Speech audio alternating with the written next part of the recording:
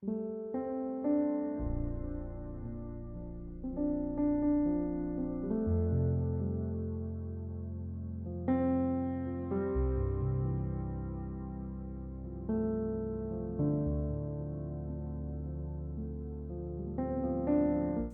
merasa khawatir, kecewa, bingung? Pernah dong merasa khawatir. Tentunya setiap saat khawatir, bingung, itu aku alamin. Cuma kalau kecewa itu, kalau aku sendiri sih tergantung situasi dan kondisi dari rasa khawatirku itu menimbulkan hal yang negatif atau hal yang positif. Pastinya pernah sih. Hal apa yang kamu alami? Coba ceritakan secara singkat.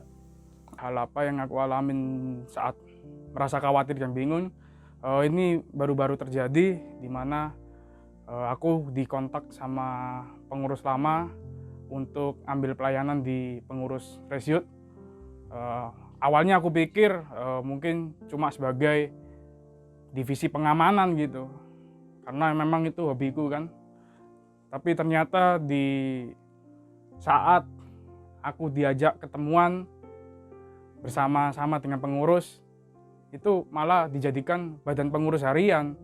Ya itu tentu saja membuat apa ya, sebenarnya dalam forum itu aku bingung sama khawatir, cuma karena calon-calon lain dari ketua itu tidak bersedia, takutnya Resiut nggak ada rodanya sebagai penggerak, akhirnya ada rasa sedikit terpaksa untuk mengambil pelayanan itu. Ketika aku ngambil keputusan untuk pindah dari profesional ke membangun bisnis sendiri atau usaha sendiri, dan waktu nggak lancar ya, waktu usahanya nggak lancar, aku mulai khawatir gitu dengan pilihan hidupku.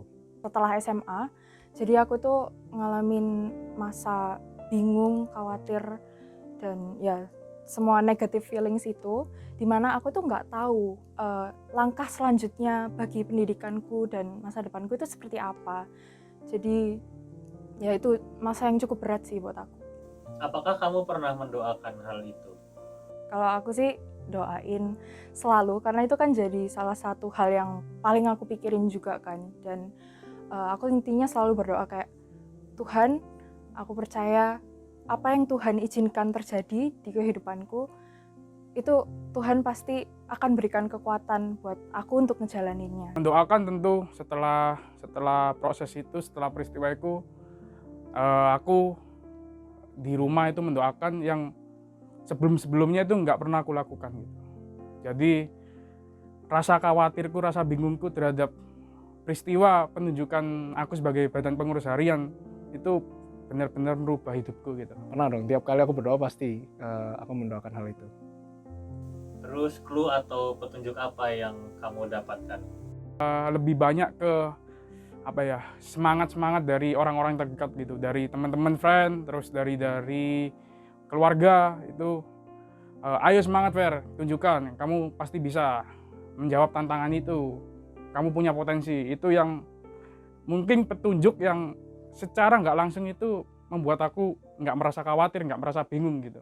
Tuhan itu intinya berusaha banget untuk ngasih tahu aku untuk berserah, dan sebenarnya kamu tuh nggak usah khawatir gitu. Nah, clue ini tuh aku lihat itu paling banyak dari orang-orang sekitarku, terutama dari mama sih. Intinya mama jadi salah satu support yang terbesar dan benar-benar nguatin aku untuk melewati masa itu. Tetap berjuang dan setia kepada pilihan hidup yang aku ambil. Terus kamu tahu nggak alasan kenapa kamu yang mengalami hal itu? Tuhan milih aku mungkin karena Tuhan itu udah punya rencana yang terbaik buat aku, dan Tuhan mencoba membuild karakterku dari peristiwa itu juga. Menurutku kadang aku terlalu menggunakan pengertianku sendiri dan menggunakan kekuatanku sendiri, dan tentu aja itu bukan yang Tuhan mau.